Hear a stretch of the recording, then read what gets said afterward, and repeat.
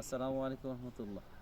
আপনি যদি সাবেক ছাত্র হয়ে থাকেন দক্ষিণগাঁও কালিমা দাখিল মাদ্রাসার, তাহলে 1 মিনিট আমার এই কথাগুলো মনোযোগ দিয়ে শুনুন।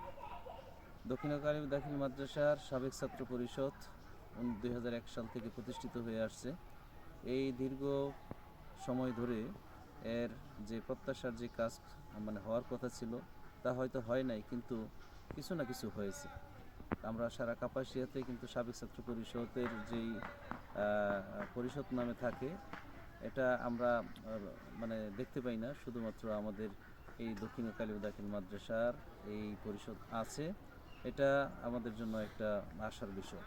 তো এইখান থেকে আমি আপনাদেরকে এই কারণেই জানাচ্ছি যে আমরা একটা বিগত কিছুদিন আগে আমাদের তাফসীর কোরআন মাহফিল হয়েছে।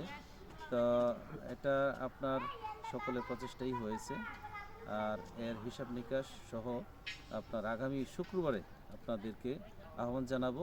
আপনারা বাদাসর দক্ষিণগাঁও কালিমা দাখিল মাদ্রাসার অফিসে আপনারা উপস্থিত থাকবেন। আর এইখানে আমরা দীর্ঘ সময় ধরে যে এই কাজ করে আসছি, এই দীর্ঘ সময়ে আমাদের যে পরবর্তী জেনারেশন রয়েছে, যারা আমাদের জুনিয়র, তাদেরকে এখন হাল ধরতে হবে। আমরা এখান থেকে একটু ওই সরে আমরা সাপোর্টার হিসেবে থাকতে চাই। আপনারা এখানে হাল ধরবেন। আমরা যে কাজগুলি পরিকল্পনায় আছে এইগুলি আমরা যতটুকু করেছি, বাকিটা ইনশাআল্লাহ আশা করি পরবর্তী যারা আসবে তাদের মাধ্যমে সেই কাজগুলি সম্পন্ন হবে। আর আমার একটা ইচ্ছা ছিল, সেটা হচ্ছে এই দক্ষিণগাঁও কালিমা দাখিল মাদ্রাসা আজকের 2026 সালে এটা 50 বছর পূর্তি হচ্ছে। তো 50 বছর পূর্তি উপলক্ষে প্রতিষ্ঠানের পক্ষ থেকে আমাদের বিভিন্ন ধরনের প্রোগ্রাম হাতে নেওয়া উচিত, কর্মসূচি নেওয়া উচিত। আমার আগে থেকে প্ল্যান ছিল, তো এইখান থেকে একটা স্মরণিকা বের করা, একটা প্রোগ্রাম করা। তো এর জন্য রানিং যারা ছাত্র আছে তাদের কাছ থেকে কবিতা, গল্প, বিভিন্ন ধরনের কথা লেখা, এইগুলি নিয়ে আসা।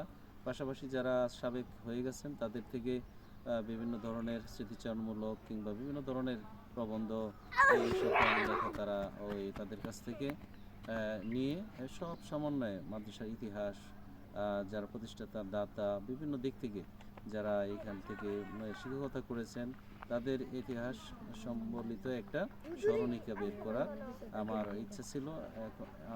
আপনাদের কাছে উদাত্ত আহ্বান জানাবো, সকলে মিলে যেন আমরা এই 50 বছর পূর্তিটা আমরা যেন ওই ক্ষুদ্র পরিসর হলো কিছুটা করতে পারি।